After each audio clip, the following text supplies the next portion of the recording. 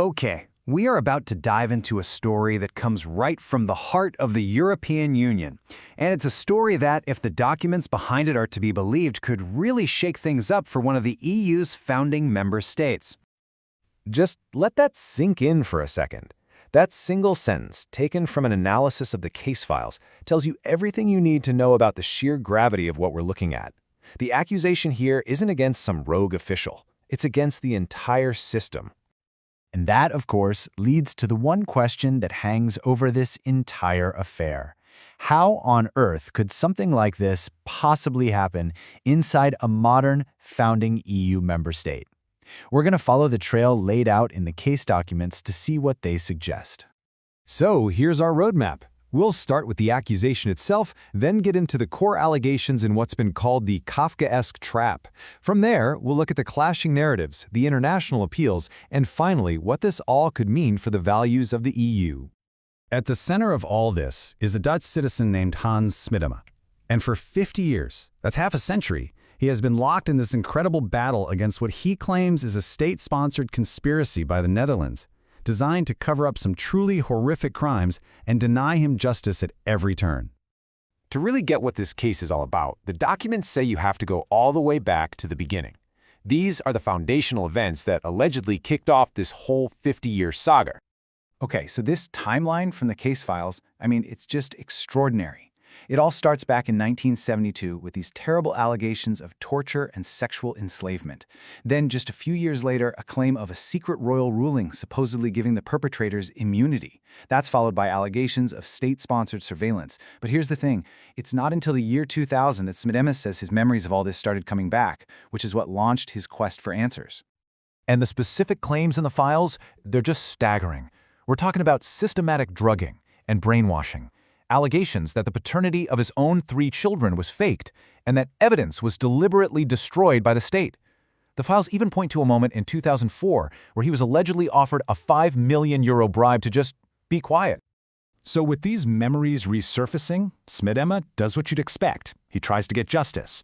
But what the case files describe next is him running into a total brick wall, a mechanism they actually call the Kafkaesque trap. Now let's be really clear what the files mean by this. This isn't just about slow bureaucracy or red tape. The allegation is that the system itself, the police, the courts, the whole legal process was actually weaponized, that it was turned into this inescapable maze, basically designed to crush him and make sure he could never get justice. And this is supposedly how that trap worked. Look at this. At every single turn, a door gets slammed shut. The police were allegedly told, "Don't file a report." A legal move to force a prosecution. Nope, rejected. Then, hundreds of lawyers reportedly refused to take his case, creating what the files call a cordon sanitaire, like a wall of silence around him. Even the national watchdog, the ombudsman, allegedly wouldn't touch it. Every single path was a dead end. So why? Why were all these paths blocked? Well, according to the case files, it all comes down to the state actively destroying evidence. The biggest claim revolves around a 30-page intelligence file from 1983 called the Frankfurt Dossier, which Smedema says contained all the proof. This alleged destruction of evidence, that's the absolute bedrock of the entire cover-up theory. And that brings us right to the heart of the conflict. Because with no official investigation, what you're left with is a war between 2 completely opposite stories, 2 competing realities that are trying to explain the exact same set of events. So, on one side you have the official narrative. Smedema is suffering from a delusional disorder, and their proof, denials from his own wife. But on the other side, the case files argued this is a textbook response to severe trauma, and they claim the state is engaging in what they call institutional gaslighting, basically using a psychiatric diagnosis as a weapon to shut a victim up and bury a crime. And this is a really powerful piece of evidence used by the state. It's a handwritten note, supposedly from his wife, written right on his manuscript. It's just 2 words, Nooit gebeurd, which means never happened. For the authorities, this was case closed, proof he was delusional. But the counter-narrative has a totally different take. The files argue that his wife's denial isn't proof he's wrong, it's a predictable symptom of her own deep trauma and amnesia. And this is where it gets just wild. To back this up, they cite a psychological theory developed by, wait for it, Professor Onno van der Hart, the very same man Smedema accuses of being one of the original perpetrators. It's an unbelievable twist. Okay, so having hit a brick wall at every single level in the Netherlands, the search for justice had to go global. Smedema started taking his case to international bodies, to other legal systems, basically anywhere outside of his home country.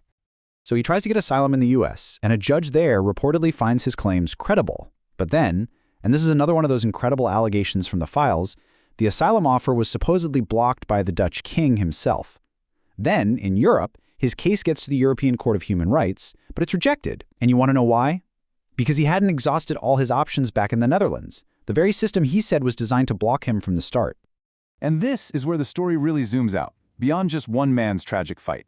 The case files argue that this isn't just about Hans Smedema anymore. It's about what his case might reveal about the rule of law itself, right inside the European Union. The most serious charge here is something called state capture. So what does that mean? Well, it's when powerful interests basically hijack the machinery of the state, the courts, the police, the government, to protect themselves and their secrets, turning the state against its own people. Now, that might sound extreme, I know, but the case files put this in the context of other proven, systemic failures in the Netherlands. The biggest example is the recent childcare benefit scandal. In that case, an official inquiry found that all three branches of the Dutch government had failed to uphold the rule of law, and the entire government had to resign. So it's proof that a system can fail its citizens on a massive scale. And this is why it matters to everyone in the EU. The whole union is built on these foundational values, laid out right here in its main treaty. The rule of law isn't just a suggestion, it's the glue holding the entire project together. So this is the bottom line. According to the analysis, the EU's entire legal system works because of mutual trust. Every member state trusts the others to play by the rules.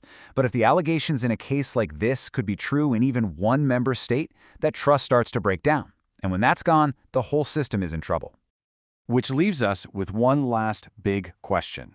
When one person's search for the truth goes up against the entire machinery of a state, what does that tell us about the promise of justice? What is that promise really worth, if the very system that's supposed to deliver it can allegedly be turned into the instrument of its denial?